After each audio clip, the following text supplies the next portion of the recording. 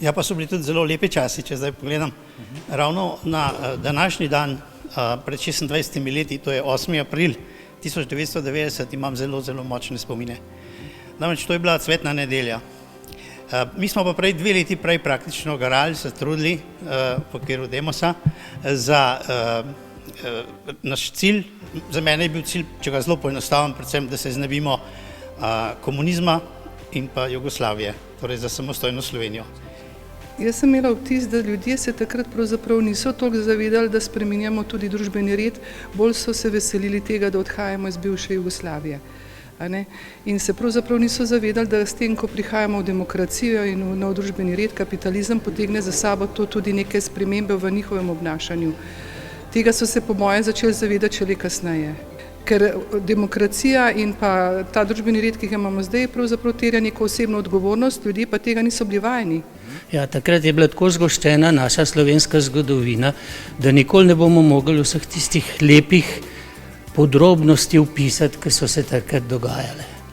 A veste, jaz sem bil zdravnik zadovoljen s svojim delom, rad sem imel paciente in seveda sem si želel, da bi kdaj živel v demokratični državi.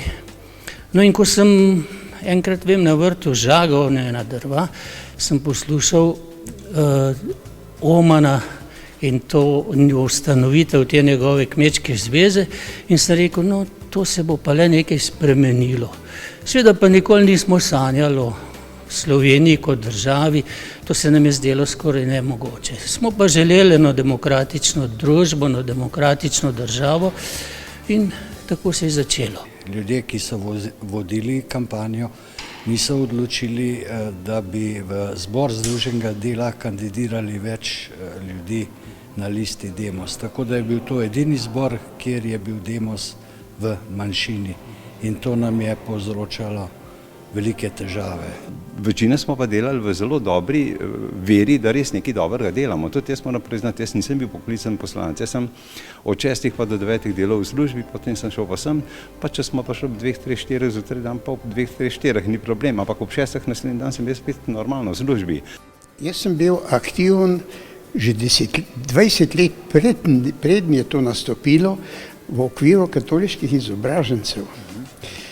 In katoliški izobraženci smo bili približno 2 tedna prej na Dunaju, na Dunajski akademiji, povabljeni kot gostje.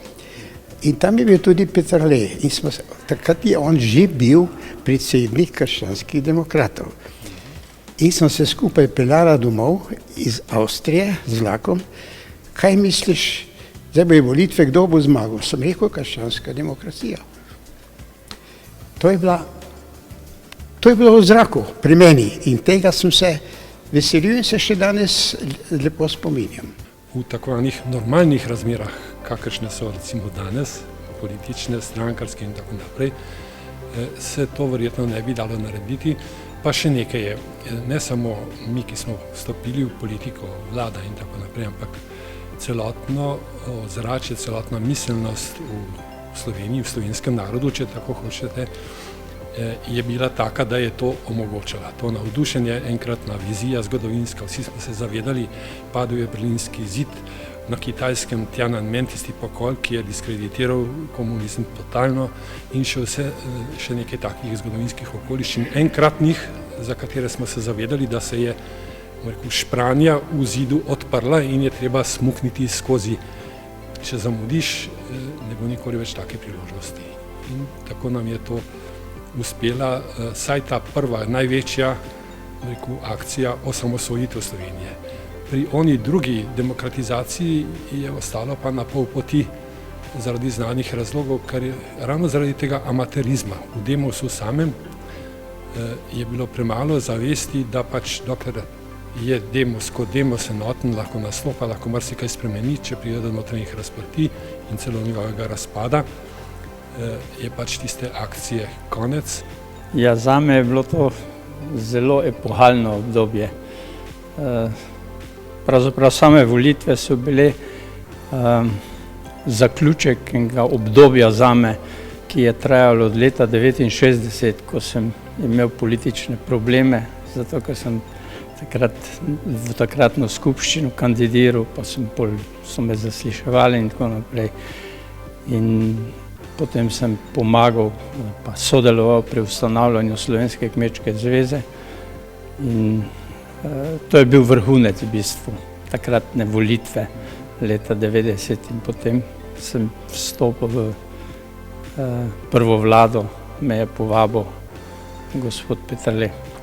Slovenski krščanski demokrati smo imeli takrat zelo pomembno vlogo, vemo, da smo v Demosu zmagali in tudi s tem dobili pravico in dolžnost, da ustanovimo svojo vlado.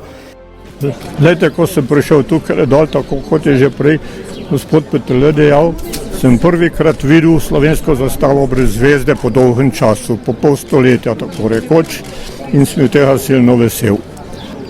Ta dan prvih svobodnih volitev sem dejal, da sta v slovenski zgodovini dve svetni nedelji silno pomemben datum.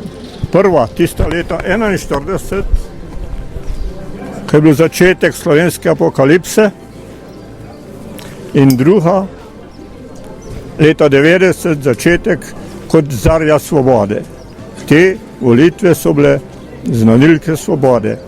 Moram reči, da zame je bilo to izredno vznemirljiv čas. Res pa je, da smo določene stvari pozabili. Mislim, da za mlade rodove je zelo pomembno, da takrat je sicer zmagal Demos, vendar proporc je bil 127 proti 113. To se pravi v prid, zdaj pa namenoma rekel, tako imenovanega Demosa. Kajti kmalu so se pojavile določene razpoke, razlike in mislim, v mojem zboru smo nekateri kar spremljali, kako smo, tudi poudarjam Demosovi, poslanci glasovali ob določenih glasovanjih. In po letu dni smo prišli do zaključka, to je seveda približna ocena, ker natančno se ni moglo vse spremljati, ker takrat pač kako je posameznik glasoval, ampak dejstvo je, da je bilo namenoma rečem trdnega Demosa, reci in piši, tam okoli 80 in nič več. In zaradi tega nam pravzaprav marsikaj ni uspelo. Med drugim, čisto odkrito povem, tudi v ilustraciji, ne da nismo razmišljali, ampak če bi to začeli, potem tudi do državnosti ne bi prišli. Kljub temu, da so bili politično, ali pa smo bili politično zelo neizkušeni, ampak smo vendarle pa imeli eno dobro izkušnjo, to je bila pa izkušnja javnega delovanja zlasti znotraj cerkve. In ta izkušnja nam je gotovo veliko pomagala, ne toliko pri politični spretnosti kot pri vztrajnosti, zlasti pa pri tem, da smo zaupali, da smo na pravi poti in pa tisto, kar se mi zdi najbolj pomembno, bili smo ljudje, ki smo verjeli v demokracijo. Morda bolj kot mnogi drugi zato, ker smo v prejšnjem času, pred letom 90, demokracijo sanjali, nekateri so jo pa, tisto drugo demokracijo, na nek način imeli, mi je nismo imeli, ker nismo smeli govoriti tistega, kar bi lahko, celo misliti včasih ni bilo mogoče tistega. Zdaj nenadoma smo pa lahko to govorili, mislili, delali, in nam je to zelo veliko pomenilo in tudi v tem smo bili na nek način tudi kar ponosni, da lahko tako delamo.